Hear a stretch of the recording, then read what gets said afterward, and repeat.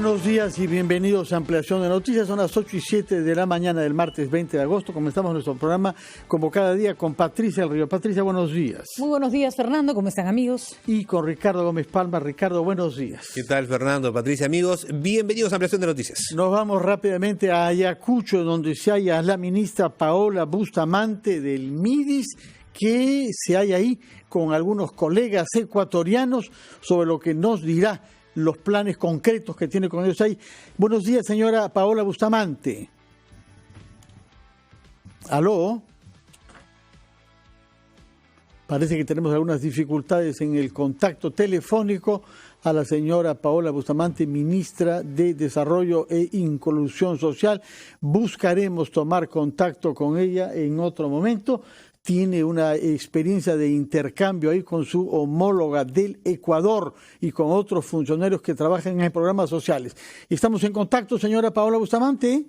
Sí, ¿aló? Sí, ¿nos escucha? Buenos días, Fernando, Patricia, Ricardo, ¿cómo están? Sí, muchas gracias. Sabemos que está ahí con su colega, su homóloga ecuatoriana. Nos interesa que nos explique los planes específicos, pero antes de abordar el tema sectorial, quisiéramos que, en vista de la experiencia que ha tenido usted como negociador en conflictos sociales durante las últimas semanas, nos haga, por favor, una presentación de lo que está en curso en este momento en nuestro país, tanto en los conflictos sociales del sur como el que se ha registrado en Talara. Bueno, en realidad yo quisiera referirme principalmente a los conflictos en los que he estado directamente participando, que está vinculado con el corredor minero.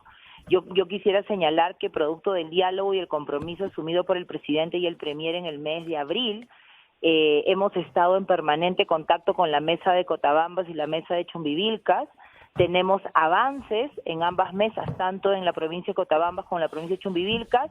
Tenemos, en el caso de Cotabambas, un acuerdo de implementar el plan de desarrollo concertado que ellos ya vienen trabajando y, por lo tanto, avanzar en la línea de la implementación de proyectos de desarrollo, básicamente para el cierre de brechas. Y en función de algunas demandas, como por ejemplo el tema de justicia, se ha implementado una oficina en Cotabambas, en Chalhuahuacho, donde se está brindando asesoría jurídica gratuita. Se continúa avanzando el tema de lo que va a ser todo el corredor y lo que corresponde al derecho de vía y el asfaltado. Igualmente se ha abierto una mesa técnica para discutir el tema de la probabilidad de adelanto de canon. Entonces estamos trabajando bien, hay un reconocimiento el 12 hace una semana hemos estado con todas las federaciones y los alcaldes, el alcalde provincial y los distritales, donde se ha reconocido que a través del diálogo tenemos avances en este proceso. Lo propio con Chumbivilcas, también con el alcalde, sus alcaldes distritales y los diferentes frentes y federaciones, donde venimos trabajando también en esa misma línea. En esta última mesa técnica, seguimos trabajando para el cierre de brechas en acceso a servicios básicos y hace más o menos un mes, en el 5 de julio, un poquito más de un mes, nos comprometimos al financiamiento de más de 61 millones de soles para proyectos de inversión para el cierre de brechas en esos servicios básicos, que es parte del compromiso del Estado. De acuerdo, de manera que gracias a eso marchan los proyectos mineros del corredor minero. ¿Usted piensa que este mismo modelo podrá todavía aplicarse en el sur? Yo lo que creo, y como siempre lo he señalado, Fernando, es que a través del diálogo no solamente es hablar, sino principalmente escucharnos, ponernos en el lugar del otro, comprender qué es lo que está sucediendo y encontrar alternativas de solución. Como señalo, no es un proceso de corto plazo. En el caso de Cotabambas y Chumbivilcas estamos desde el mes de abril, pero en este tiempo hay un reconocimiento que en este proceso de diálogo, donde muchas veces estamos de acuerdo y otras veces en desacuerdo, sí, tomamos decisiones que se están cumpliendo. El cumplimiento de la palabra es importante porque estamos llenos de desconfianza entre nosotros. En ese sentido, ministra, tenemos que cumplir nuestra palabra. Sí, en ese sentido es importante recordar que los ministros juegan un papel clave precisamente en el desarrollo de estas conversaciones. Para solucionar problemas están los ministros, incluso el jefe del gabinete. ¿Le sorprendió que fuera el propio presidente Martín Vizcarra quien decidiera reunirse con quienes se oponían a Tía María en Arequipa y se comprometiera a lo que se comprometió, como hemos escuchado ya luego todos los peruanos? Dentro del equipo de gobierno, no solamente son los ministros, el primer ministro, sino también todos los funcionarios que trabajamos. Parte de retomar confianza, de esta desconfianza histórica, es porque muchas veces va un ministro y luego o va el presidente o va el primer ministro, y cuando va el equipo técnico a avanzar en el cumplimiento de los compromisos es donde se genera la desconfianza. Estamos trabajando muchísimo a nivel del interior del equipo del Gobierno Nacional, del Poder Ejecutivo, para que mantengamos la misma línea, de que cada vez que nos comprometemos a algo, lo que nos comprometemos sea viable y efectivamente se pueda cumplir. Con respecto a la pregunta que nos haces, es una decisión del presidente. Él nos trasladó la voluntad de ir directamente con una delegación. Estábamos además en una sesión de consejo, por lo tanto, esa fue la decisión que se adoptó. En realidad, la idea es avanzar y reducir principalmente los conflictos y cumplir los compromisos a los que se vaya acordando, Ricardo. El problema, ministra, y ya con eso cerramos para que nos cuente un poco lo que está haciendo en Ayacucho, es que se perdió algo de credibilidad con respecto a las negociaciones que está realizando el gobierno en los distintos conflictos, porque escuchamos un discurso público del presidente y otro en privado. ¿Cómo se puede garantizar que el trabajo que usted está realizando, que nos parece que hasta ahora ha dado buenos resultados, sí siga una línea de transparencia adecuada? Bueno, yo considero que aquel diálogo, ¿no?, que producto de una grabación no autorizada fue compartido con la población, está en la línea de la voluntad que manifestó el presidente de encontrar alternativas de solución a este proceso. Nosotros, durante el diálogo que realizamos con las diferentes comunidades y autoridades, cuando nos toca decir que es probable que podamos generar las condiciones o sentarnos a replantear decisiones adoptadas, lo hacemos con total transparencia. Yo creo que en esa línea se ha manejado esa reunión. Ha sido con transparencia y sinceridad señalar que se tenía la voluntad de evaluar este proceso, y yo creo que en esa línea es que se ha seguido actuando. Transparencia con los arequipeños en esa reunión en privado, ministra, pero con a los peruanos en público nos decían otra cosa. Autoridades elegidas por la población arequipeña que estaba representándolos en esas mesas. Sí, pero nosotros a los peruanos el presidente nos decía otra cosa. Bien. Pero a los peruanos en público nos decía otra cosa. Yo no lo veo de esa manera, Ricardo, porque lo que se señaló, y si uno mira cómo se ha dado la cronología, ¿no? Primero se tomó una decisión, efectivamente, se publicó la autorización y se señaló claramente desde el presidente, el premier, el ministro de Energía y Minas, que de ninguna manera se iba a avanzar con la ejecución en tanto no exista esta licencia social. Ministra Bustamante. Luego se han dado estas situaciones y se ha dado la reunión. Yo creo que en esa línea lo que estamos buscando todos en el equipo de gobierno es avanzar en el diálogo y encontrar alternativas de solución a situaciones que efectivamente se han generado, puede ser ahora, puede ser anteriormente, y se han generado conflictos. Muchas gracias por esas explicaciones. Vamos a hacer una pausa, si nos permite, ministra, y cuando regresemos hablaremos sobre su sector y el motivo de su visita a Ayacucho con su colega ecuatoriano, la señora Berenice Cordero. Una breve pausa primero antes de retomar el diálogo con Paola Bustamante.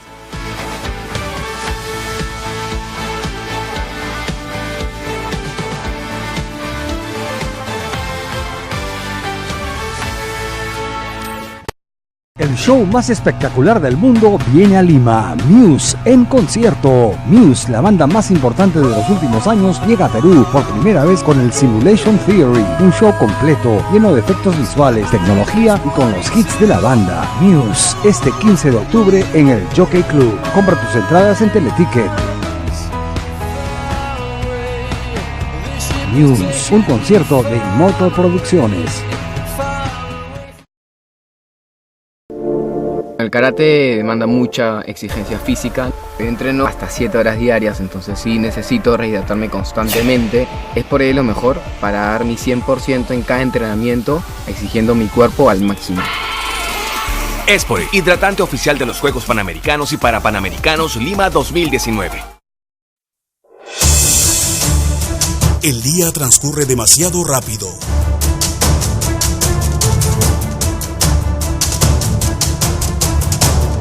Nosotros nos detenemos para analizar los hechos y explicártelos al final de la jornada.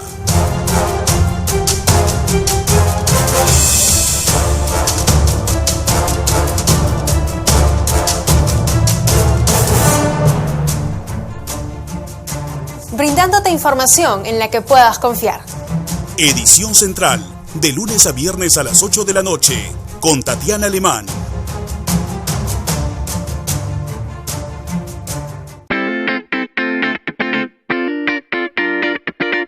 Si estás pensando en solicitar un crédito hipotecario, primero tienes que evaluar tu capacidad de pago. Y al evaluar la capacidad de pago, me refiero a cuánto es lo que de tu sueldo vas a destinar para el pago de créditos. Ojo, no solamente consideres el tema de la vivienda, también considera si tienes un crédito vehicular o algún pago por tarjeta de crédito. La suma de todos estos pagos no debe ser mayor al 30 o el 40% de tus ingresos. Si quieres ayudarte un poco y tienes una pareja, puedes sumar los ingresos de esta persona también y entre los dos podrán tener ese 30 o 40% para poder pagar una cuota un poco más alta. Otro tema importante a la hora de pedir un crédito hipotecario es el tema de los intereses. Cuando nosotros hablamos de intereses, muchas veces pensamos que al tener mayor plazo, mi cuota va a ser más baja, por lo tanto voy a pagar un poco menos. Te recomiendo algo. Pide una simulación para el crédito de 15, 20 y 25 años. Compara la cuota de 15 años con la de 25. Si la diferencia es muy grande, podrás tener una cuota de 25 años sin ningún problema y pagar el crédito en ese tiempo.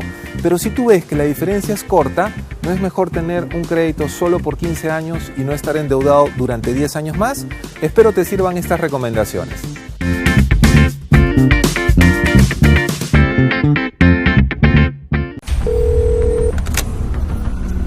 Tres sujetos armados nos están asaltando.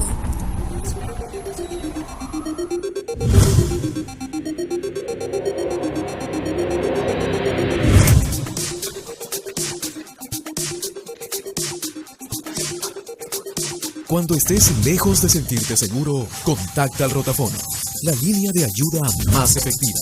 Llámanos al 438-8008. Contáctanos a nuestro WhatsApp 951-431-013 o encuéntranos en Facebook y Twitter usando el hashtag Rotafono.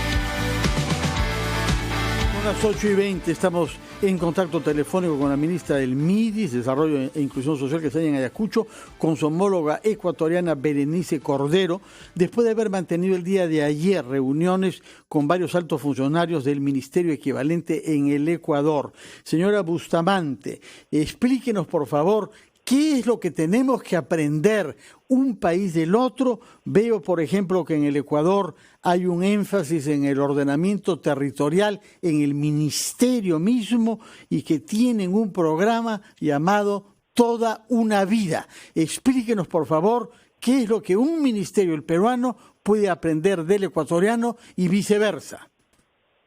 Bueno, gracias Fernando. Efectivamente, hemos recibido la visita de una importante delegación de altos funcionarios. Son 3 ministros de Estado, la ministra Berenice de Inclusión Económica y Social, pero también ha venido la ministra de Salud, el ministro de Telecomunicaciones, porque ellos están sumamente interesados en justo en este intercambio de experiencias y conocimientos sobre, por ejemplo, todo lo que implica el desarrollo económico productivo, los programas que venimos implementando desde Foncodes con Haku Wiñay, y por eso estamos acá en Ayacucho. Vamos a hacer una visita de campo para intercambiar cómo nuestros usuarios de los programas sociales, que ellos también tienen usuarios de transferencias monetarias, por ejemplo, pueden insertarse permanentemente en el desarrollo económico productivo a través de programas como Haku Wiñay.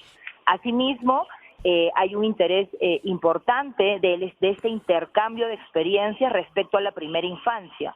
Nuestros países venimos haciendo seguimiento, tanto Perú como Ecuador, en el histórico de la reducción de la desnutrición crónica infantil, de la anemia, de cómo vamos avanzando en el desarrollo infantil temprano. Entonces estamos compartiendo esta experiencia y no solamente el día de ayer hemos compartido lo que venimos haciendo, sino hoy vamos a visitar in situ aquí en Huamanguilla, también como desde el programa CUNAMÁ, Servicio de Acompañamiento a Familias, y ellos también tienen un acompañamiento a familias, cómo estamos logrando resultados con los niños más pequeñitos, el tema del padrón nominal y el seguimiento nominal de los niños para la reducción de la anemia.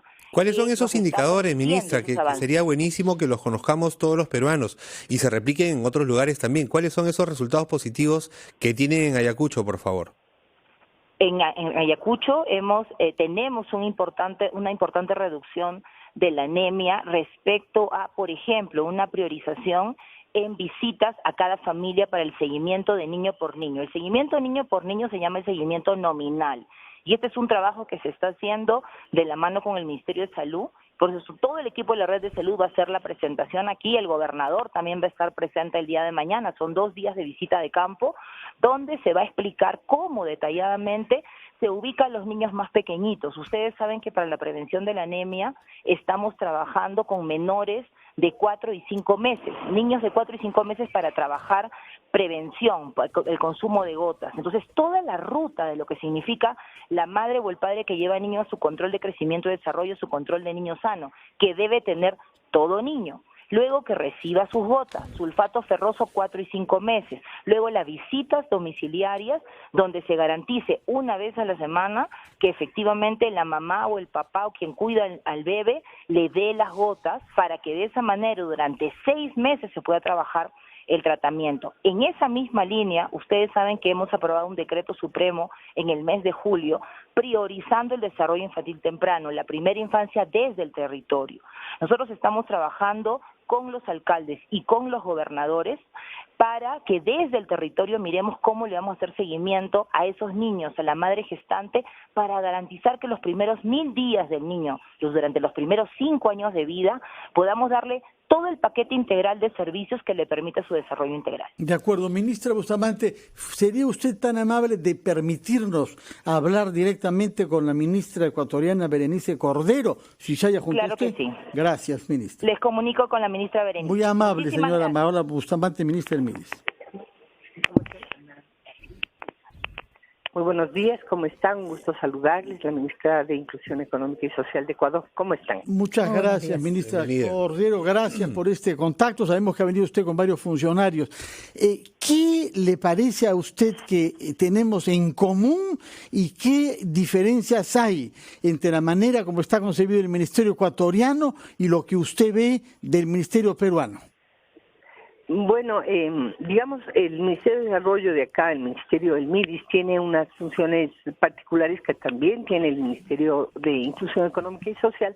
Por ejemplo, estos ámbitos son centrales para construir la equidad y la inclusión desde el principio de la vida, en este caso los niños más pequeños, la primera infancia.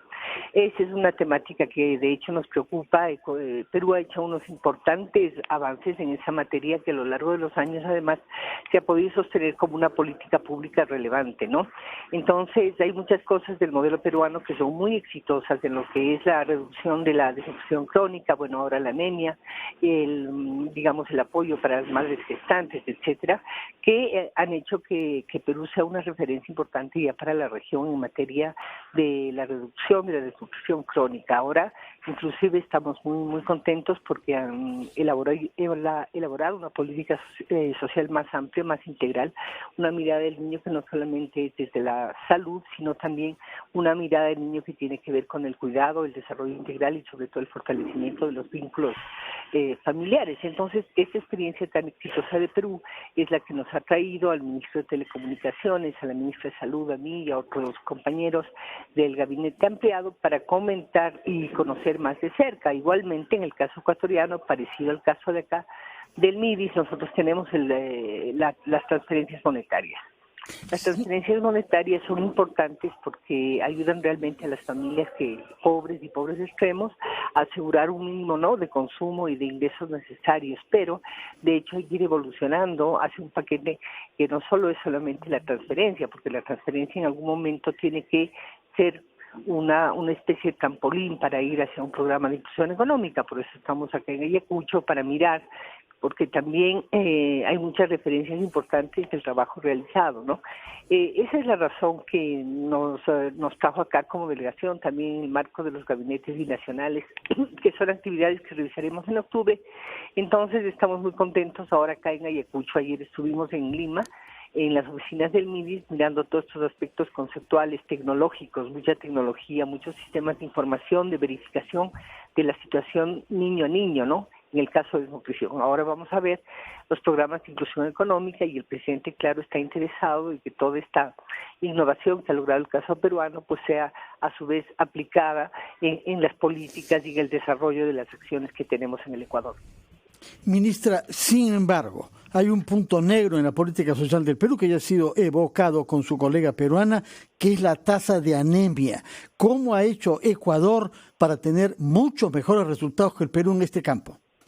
Verá, los resultados de anemia no son mejores que los que tienen acá en Perú. Más bien Perú ha avanzado mucho en lo que es la medición de la anemia, la hemoglobina, en otras palabras, y también ha tenido esta capacidad especial de ayudar a las familias para que las gotas o cualquier otro micronutriente les ayuden efectivamente a los niños, ¿no? Esta la estrategia a la que entiendo que está apuntando Perú es hacer del acompañamiento familiar, que es un nuevo componente también en esta estrategia fundamental de primero la infancia, está justamente mejorando la situación también de la anemia.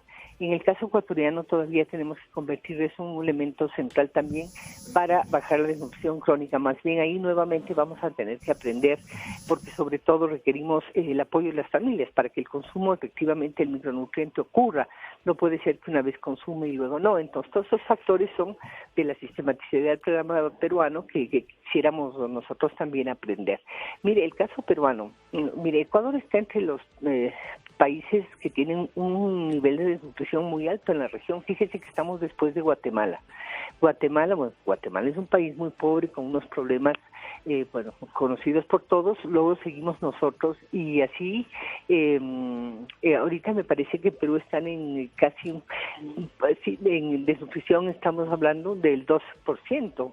Eso es importantísimo. Yo le voy a decir que estamos nosotros más bien como en el 25% de promedio nacional. Puede esconder también algunos indicadores, allá nosotros llamamos provincias o de municipios, donde la desnutrición puede llegar a 6 de cada 10 niños. Estamos hablando de casi el 60%.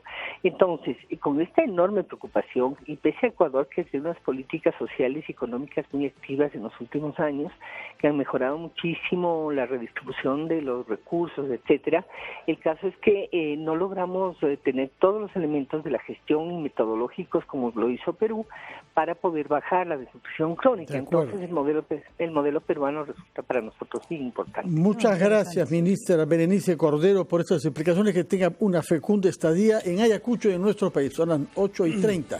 Hacemos una pausa y después de ahí hablaremos con dos congresistas de Nuevo Perú y de Acción Popular respectivamente.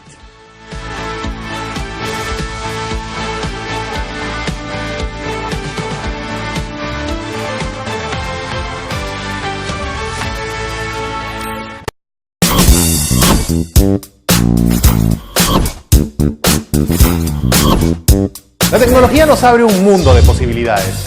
Entérate de todo en Newsly.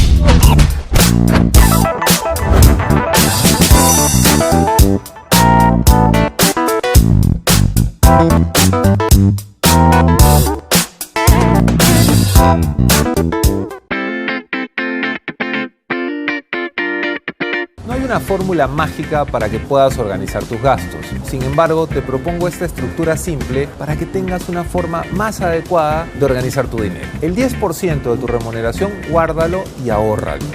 El 20% utilízalo en tus metas de felicidad, en lo que te haga feliz, en tus gastos personales. El 30%, si tienes créditos pendientes o a lo mejor un alquiler que pagar, debe ser destinado para ese rubro. y el 40% para lo que se conoce como gastos básicos. La comida, la alimentación, la luz, todo lo que necesitas para vivir día a día. Es muy importante que plantees una estructura y que esta estructura se adecue a tu realidad personal.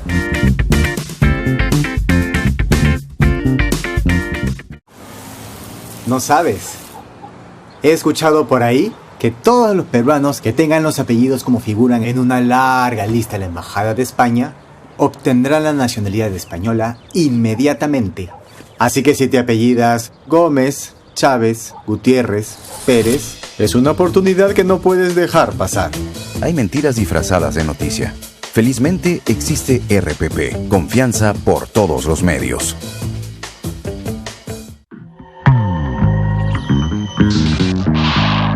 Siento que el humor es para todos. El peruano de por sí es gracioso. Nunca en un programa había escuchado que se hable de Aristóteles, de Freud y de Melcochita al mismo tiempo. Tú tienes que inventarte historias todo el tiempo. ¿Cuál es la derrota de Perú que más te dolió? Con Uruguay. El fútbol te lleva a eso. Somos todos recurseros. El emprendimiento surge de muchas cosas. La economía ha estado relativamente estable. La cocina es un proceso colectivo. ¿Qué suerte tiene de vivir en Perú? ¿Por qué? Porque en España no hay pescados y mariscos. ¿Cómo somos los peruanos?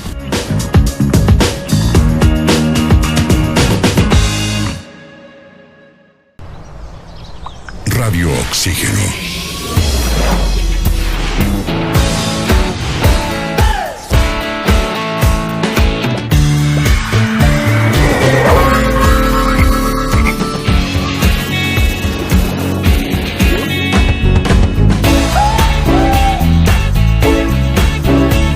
Vemos el mundo diferente porque respiramos música. Radio Oxígeno. Clásicos del rock and pop.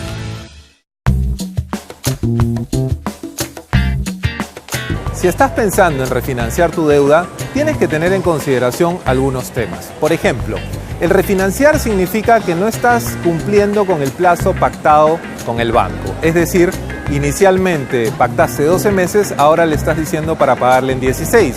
La institución financiera está obligada a reportarte de una manera negativa ante una central de riesgo.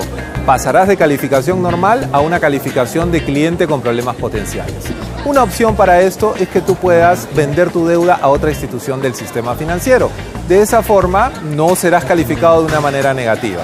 Si se trata de una tarjeta de crédito en la cual vienes haciendo el pago revolvente, es decir, el pago mínimo indispensable, puedes hacer lo mismo. Puedes venderlo también a otra institución y poder ahorrarte un dinero en los intereses que estás pagando.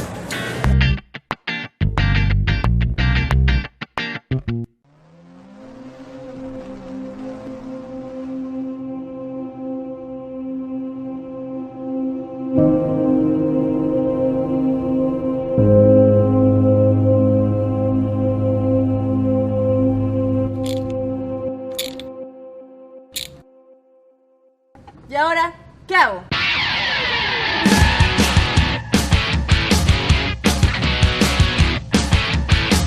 Todos los lunes a las 10 de la noche. Al Volante por RPP TV. Un país necesita un plan para lograr una economía competitiva que le permita ser líder en la región. Conoce el plan de nuestro país en Perú CEO Impact Summit, este 9 de septiembre a las 7:30 de la mañana en el Swiss Hotel Lima. Informes y entradas a la venta en joinas.com. Organizan El Dorado Pro Markets y RPP. ¿Tener una sola red social? ¿Tener amigos iguales? ¿Escuchar un solo género en un solo idioma? Nah, no nos gusta una sola cosa. En Estudio 92, como tú, preferimos variedad. Porque a veces estás en modo chill y luego en modo juerga. Porque es más chévere escuchar música de todo el mundo. Y si es con gente buena vibra en conducción, mejor. Tenemos todo lo que te gusta y a tu manera. Porque la diversión está en la mezcla. Estudio 92. Hemos invitado a dos congresistas de la República para conocer sus reacciones ante el pronunciamiento leído ayer por el presidente del Congreso, Pedro Orechea. De una manera filosófica, nos dijo que todos cometemos errores y que todos hemos cometido errores, pero solo se refirió al error cometido por el presidente de la República y omitió toda referencia a eventuales errores cometidos por el campo que lo ha llevado a la presidencia. Reacciones frente a este pronunciamiento: Indira Wilca, vocera de la bancada de Nuevo Perú. Bueno, en primer lugar creo que hay que señalar que es una expresión o una comunicación netamente política. Yo lo entiendo así, por eso también creo que es pasible de cuestionamientos en una dimensión política, ¿no? No ha sido una expresión, una manifestación en la lógica de ver cómo el Parlamento, efectivamente, que él hoy preside y representa, entra en una posibilidad de buscar una salida al momento de crisis en el que estamos, que es real. Ese pronunciamiento político se da en un momento de crisis mayor. Ya tenemos pendiente una discusión sobre el tema del adelanto de elecciones, pero bueno, se ha optado, en el caso del congresista Olechea, de tener esta, digamos, respuesta hacia el presidente. Yo y nuestra bancada particularmente no la compartimos. Creemos que si vamos a hablar de la situación en Tía María, hay otros aspectos que tienen, digamos, una gravedad mayor que el simple hecho de confrontar con el presidente. Yo, sinceramente, cuando escuché esta parte vinculada a las declaraciones del presidente sobre Tía María, a lo del famoso audio, yo recordaba, bueno, qué pena que el fujimorismo mismo haya desestimado la posibilidad de interpelar a los ministros, que es un poco la ruta que tenemos a nivel del propio Parlamento para garantizar que haya un efectivo control político sobre acciones de gobierno. Entonces, tuvimos ese debate la semana pasada. Se planteó dos mociones de interpelación, una fue descartada de plano, una sí avanzó. Una sí tuvo respaldo, digamos, mayoritario, y el fujimorismo planteó la reconsideración, porque incluso algunos integrantes de su bancada que se habían abstenido en esta interpelación decidieron cambiar su voto. Entonces, me queda claro que si no son los canales de control político que tenemos en el Parlamento, a lo que se está apelando es a estas declaraciones más de corte exclusivamente político partidario, político coyuntural. No encuentra, congresista Wilca, en las palabras del presidente del Congreso ningún ánimo conciliatorio, como él parece creer que lo está haciendo. Desde su perspectiva, eso no existe. Yo sinceramente creo que él sabe que esta declaración política, que es legítimo que él la haga. Por supuesto, él es un político también. Pero no tiene representando al Congreso. Yo creo que él lo sabe. Él sabe que esta declaración no tiene un ánimo conciliatorio. Porque, como digo, el Parlamento también tiene una responsabilidad en todo este proceso, digamos, de crisis y de conflicto. Y una manera para encaminar ese desencuentro que se está dando entre el Parlamento y otras instituciones como el propio gobierno, las herramientas están sobre la mesa y no pasan por las declaraciones políticas. Pero el presidente tampoco ayuda, ¿no? O sea, el presidente también ha tenido varias declaraciones políticas fuertes contra el Congreso de la República en estos días, que tampoco podríamos decir que está pues en el ánimo más conciliatorio. Por supuesto que no, y por eso estamos en un momento de crisis que creemos tiene que abordarse eso como asunto de fondo, digamos, de manera urgente, ¿no? El tema del adelanto de elecciones, nos guste o no, está puesto sobre la mesa. Algunos hablan de vacancias ahora, entonces yo creo que sí hay que situarnos y centrar estas respuestas como parte de esa crisis que se está profundizando. Congresista Román, el presidente en Iquitos, el señor Olechea en el Congreso, ¿hay un punto de entendimiento? ¿Se puede lograr un acercamiento entre ambas posiciones? Yo espero que sí. Creo además que ya no se hace sostenible esta crisis política casi permanente que estamos viviendo. Y que es indispensable hacer los mejores esfuerzos, ¿no? Para poder... ¿Por dónde pasan, congresista? Porque, por ejemplo, la bancada PRI, siendo pequeña, 5 congresistas, ha dicho, ya declararon, antes de iniciarse el debate, una postura contraria al adelanto de elecciones que consideran inconstitucional. A ver, yo creo que en las declaraciones que ha hecho el presidente del Congreso hay dos partes, ¿no? A ver. Una primera está, yo creo, clarísima, ¿no? Ha habido, y hay que reconocerlo, un gravísimo error del presidente de la República, del presidente Vizcarra, digamos, con unas infelices expresiones. Y no solo eso, ¿no? Sino además yo creo un manejo político pésimo en el sentido de haber asistido a esa reunión, ¿no? En Arequipa, ¿no? Yo creo que allí él debió, como debía hacer, enviar primero a los ministros, ¿no? Creo que eran ellos los que tenían que primeramente dar la cara. Pero ese río ya se cruzó. Y no la verdad, este desgaste innecesario, esta afectación a lo que es la figura presidencial. Pero ese río ya se cruzó y ahora lo que vemos es un presidente que parece haber adoptado una posición incluso más dura. Lo hemos visto en Iquitos, haciendo ya alusión a la plaza que le pide el cierre del Congreso. Hay que tener cuidado en eso, ¿no? Yo creo que el presidente un poco está al margen de algunas formas democráticas, ¿no? No tiene partido, yo creo que de alguna manera ningunea a la bancada que tiene, la bancada oficialista, y trata de gobernar con las encuestas, ¿no? Y yo creo que ese es un tema que tiene mucho riesgo, porque el presidente debería siempre tener en cuenta lo efímero, lo volátil que es el humor ciudadano, ¿no? Es una fotografía del momento. Entonces, ¿no? Yo creo que allí una dosis de mayor responsabilidad se necesita, ¿no? Ahora, otra de lo dicho por el presidente del Congreso ayer es extender una mano, ¿no? Una mano democrática, una mano de... Y yo creo que de eso se trata. Creo que es indispensable que hagamos los mayores esfuerzos para bajar un poco la temperatura de este conflicto que hay entre el Parlamento y el Poder Ejecutivo. Ya esto tiene pues que en algún momento ceder y cansa, ¿no? Sí. Definitivamente creo que es una cosa que agota a todos, ¿no? Entonces, aquí es lo que se requiere por el bien del país, que haya cierta dosis de estabilidad, de seguridad, y tenemos que hacer el mejor esfuerzo para lograrlo, ¿no? Entonces, si hay esta predisposición por parte del presidente del Congreso, pues yo creo que el presidente también tiene pues que tener esa misma hidalguía, ese mismo gesto de corresponder a ello y poder encontrar al menos una agenda, no sé si llamarle una agenda común o una agenda de convivencia. ¿Cuál podría ser? Mínimos. Porque estamos ante una propuesta constitucional hecha por el presidente de la República, que en realidad recoge una que su partido había presentado el año pasado, ¿no es cierto? Adelanto de elecciones congresales y presidenciales. Acción Popular respalda al presidente en esa propuesta. A ver, nosotros presentamos esa propuesta también, pero naturalmente que hace un año, ¿no? Hay que ver ahora si una propuesta de esta naturaleza calza con los plazos, ¿no? O sea, no sé si se pueda o no, digamos, ejecutar en el poco tiempo que se tiene, ¿no? No podemos trabajar de manera improvisada. O sea, nosotros estamos de acuerdo con el tema, pero creemos también que hay que actuar con seriedad y hay que ver si esto se puede o no ejecutar, si es o no viable, ¿no? Ese yo creo que es el tema, ¿no? Hay que ver ello. Pero la mano extendida yo creo que debe ser para ver esos temas, para ver si encontramos el camino hacia la implementación de esta reforma de adelanto de elecciones o en todo caso un plan de acción mínimo que nos permita establecer medidas que logren pues darle tranquilidad al país, que es lo que se necesita, ¿no? Uh-huh. Finalmente, si no se logra, es que acá hay un punto que es crucial, que también hablaba Fernando, si no se logra el adelanto de elecciones, ¿qué posibilidades de convivencia tenemos de acá al 2021? Porque lo peor que puede pasar es que esto que estamos viendo entre el presidente del Congreso y el presidente de la República se repita, ¿no?, ad infinitum hasta las próximas elecciones. Ayer, por ejemplo, hablábamos con un par de economistas y Enzo de Filippi decía, todo año electoral genera incertidumbre. Eso es absolutamente normal.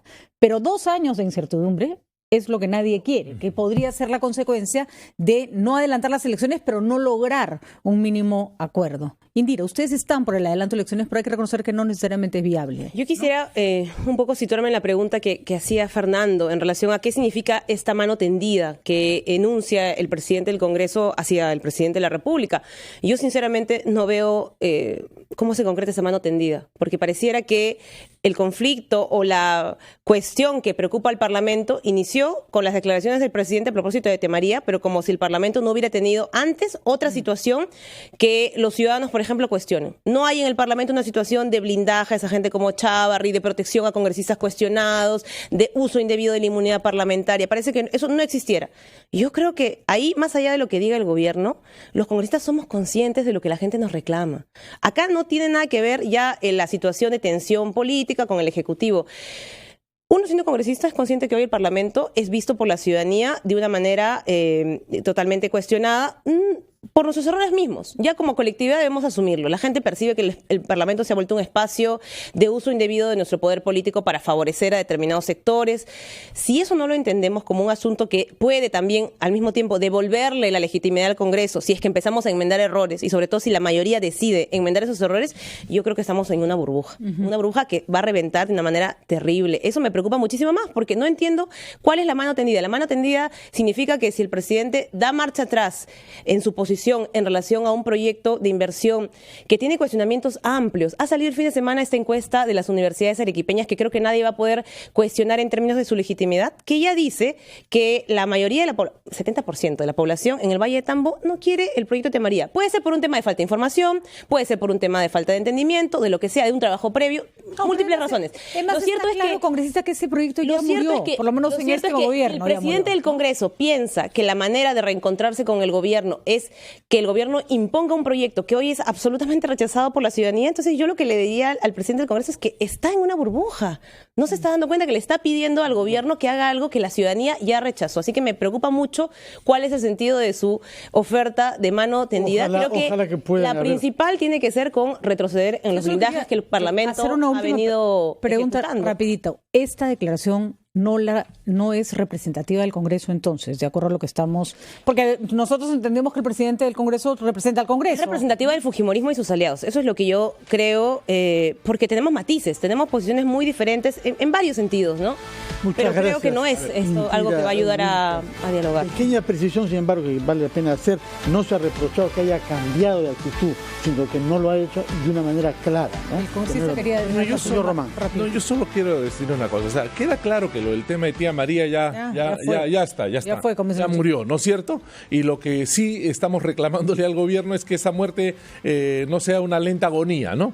Que de una vez por todas el Consejo de Minería tome una determinación para poder, digamos, por ejemplo, claro, por el efecto rebote que está generando en otras en otras zonas. En todo caso, no es viable, pues ya está. Ya no es viable y que de una vez por todas para que vuelva la calma en la zona. Muchas gracias. Pero en realidad yo sí creo que el esfuerzo de diálogo que pide el gobierno también lo debe tener él en relación al Parlamento para encontrar al menos un camino de entendimiento que podamos ambas instituciones trabajar por el bien del pueblo. Por eso es necesario que no amenacen con vacarlo para empezar el presidente. Miguel Román, hemos comprendido, máxime, porque usted ha sido alcalde de justamente Isilay, Valle del Tambo. 8:48, pausa y regresamos a Empezando Aquí.